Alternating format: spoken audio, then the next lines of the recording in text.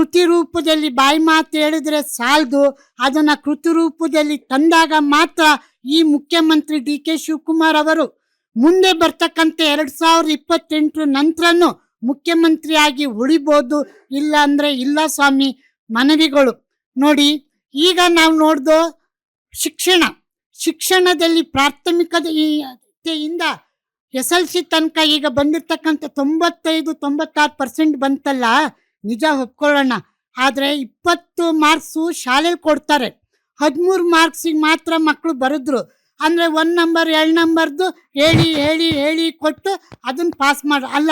ಶಿಕ್ಷಣ ಈ ರೀತಿ ನಾವು 90-95% ರಿಸಲ್ಟ್ ಬಂದಾಗ ಆ ಮಕ್ಕಳಲ್ಲಿ ನಿಜವಾದ ಶಿಕ್ಷಣ ಬೆಳೆಯುತ್ತಾ?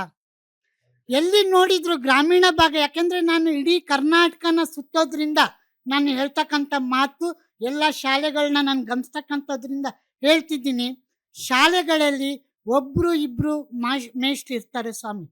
ಒಂದು ಮೇಷ್ಟ್ರಿಗೆ ಬೆಟ್ಟದಷ್ಟು ಕೆಲಸ ಕೊಡ್ತೀರಾ, ಮಕ್ಕಳಿಗೆ ಅವ್ರು ಹೆಂಗೆ ಪಾಠ ಮಾಡ್ಲಿಕ್ಕೆ ಸಾಧ್ಯ?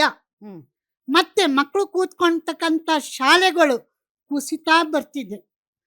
ಹಳೇ ಚಾವಣಿಗಳು ಗಾಳಿ ಬಂದ್ರೆ ಆರ್ತಾ ಹೋಗುತ್ತೆ.